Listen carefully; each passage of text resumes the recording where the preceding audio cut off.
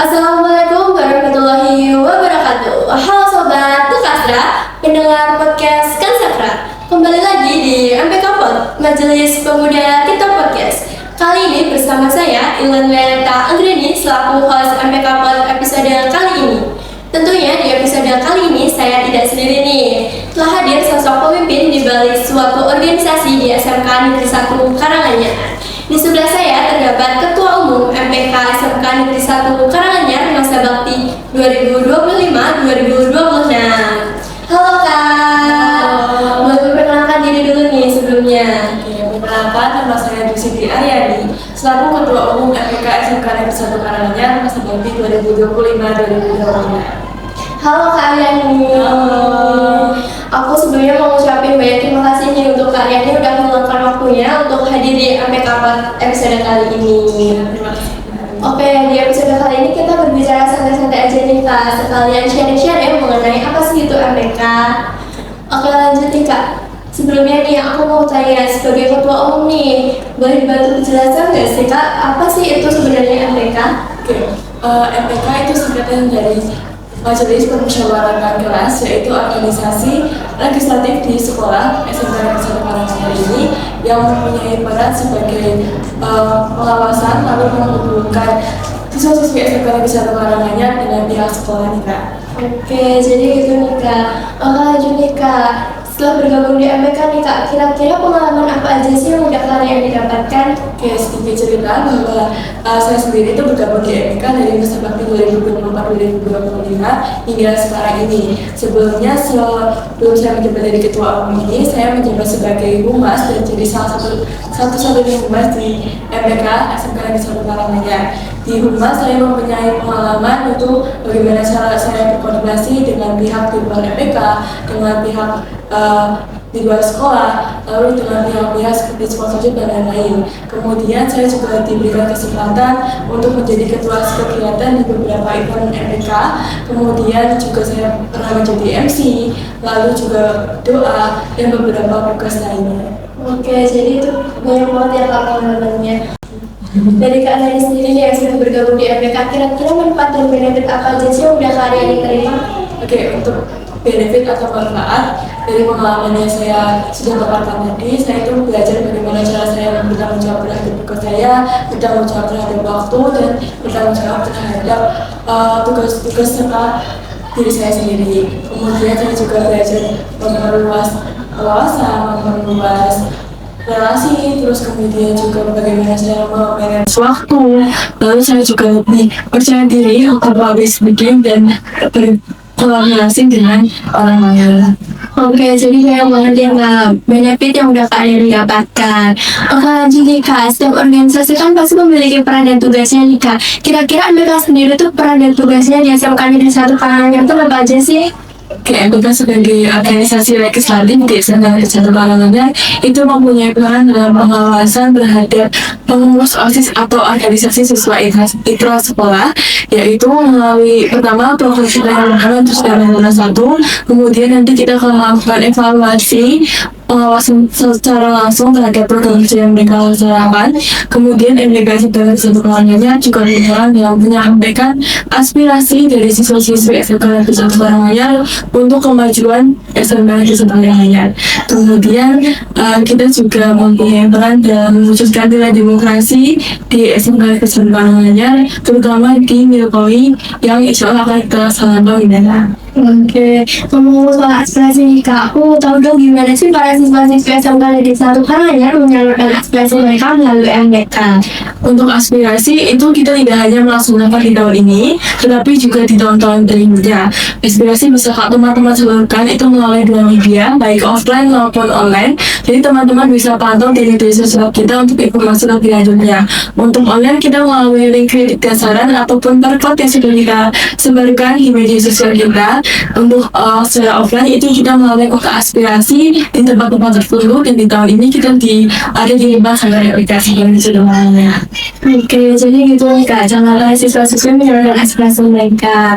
Oke, lanjut nih Kak, kira-kira nih di dalam suatu organisasi kan pasti terdapat banyak pembelajaran nih Kak. Salah satunya itu adalah kepemimpinan, komunikasi maupun tanggung jawab. Nih dari Kak Arin sendiri, kira-kira menurut Kak Arin mana sih yang paling penting? Oke, untuk yang paling penting, sebenarnya ketiganya sama-sama penting ya. Tapi bagi saya pribadi yang paling penting adalah tanggung jawab. Ketika di dalam organisasi, nomor satu adalah tanggung jawab. Tanggung jawab terhadap tugas yang kita lakukan. Kemudian baru kita mengarah ke kepemimpinan. Kepemimpinan sendiri, lalu tentukan dan ke komunikasi. Karena namanya organisasi pasti harus ada komunikasi.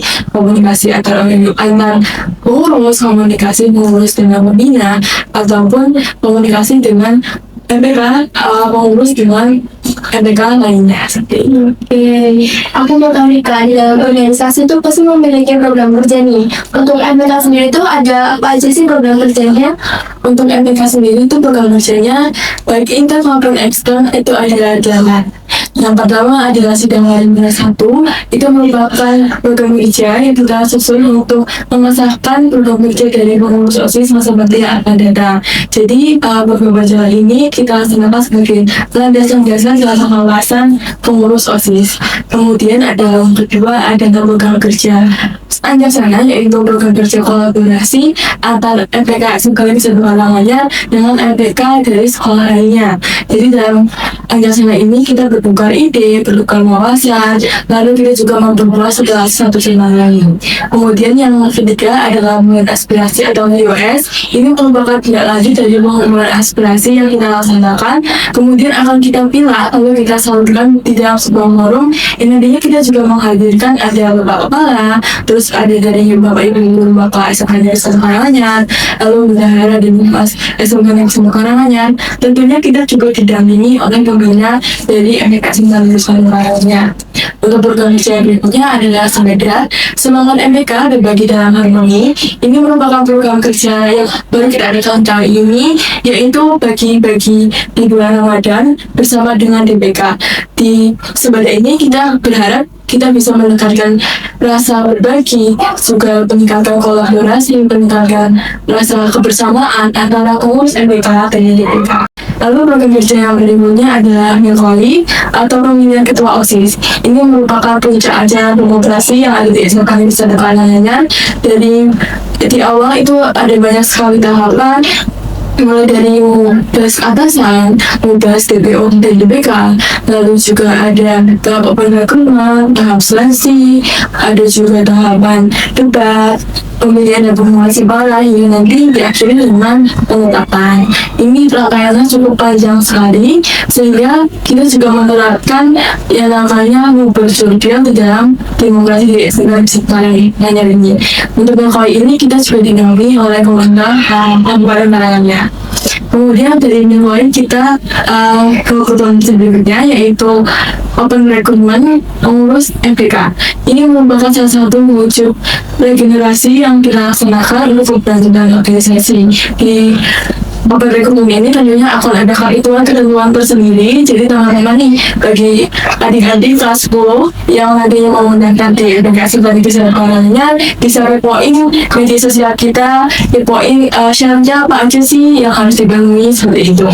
Kemudian nanti ada juga setelah open recruitment itu akan ada diadakan LDK atau latihan dasar kepemimpinan, di mana kita membekali pengetahuan tentang kepemimpinan dan juga organisasi, sehingga diharapkan regenerasi yang kita laksanakan ini bisa lebih baik lagi ke depannya. Lalu setelah LDK kita akan ada Makrab. Ini merupakan program kerja internal kita, yaitu untuk mempererat hubungan antar pengurus MPK. Oke, terima kasih banyak kita atas penjelasan program kerja MPK selama 2025-2026. Lanjutnya kan kita udah tahu nih tentang program kerja. Kira-kira kriteria atau karakter seperti apa sih yang dibutuhkan untuk menjadi menjadi calon pengurus MPK. Untuk kriteria kita tidak memiliki kriteria yang khusus banget, tapi ya kriteria itu tentunya yang umum. Yang pertama harus jadi mahasiswa yang rajin, terus jujur, berintegritas, lalu mau belajar, mau bekerja sama dengan tim. Untuk yang poin-poin plusnya seperti kriteria harus bisa public speaking, harus percaya diri dan lain-lain. Itu bukan jadi kriteria yang harus kita haruskan, tapi itu bisa kita kembangkan di MPK SMK Nusantara. Oke nih Kak, kita kan udah tahu juga nih soal kriteria. Kalau cara joinnya gimana sih Kak? Kira-kira boleh dibantu jelasin? Untuk cara join pengurus MPK SMK Nusantara, teman-teman bisa cari tahu tentang pembukaan atau rekrutmen kita. Itu biasanya kita selalu buka di awal setelah FLS. Jadi nanti kita juga akan ada fase sosialisasi dan kita sampaikan juga tahapannya bagaimana.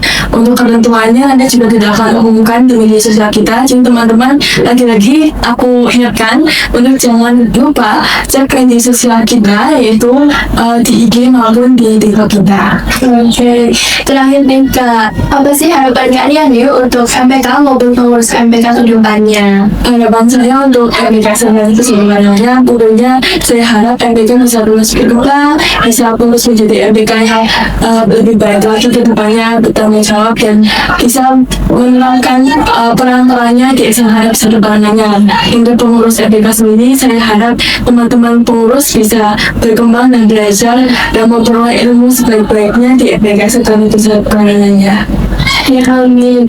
Wah, gak ada rasanya Kak, kita udah di penghujung acara. Aku mau mengucapkan sekali lagi, terima kasih banyak untuk kalian yang udah menyempatkan waktunya untuk hadir di MPK episode kali ini. Oke, buat pendengar Kasra, tungguin keseruan MPK episode selanjutnya ya. Saya Ilaneta Anggreni dan Saya BCD Arlani. pamit undur diri. Wassalamualaikum warahmatullahi wabarakatuh.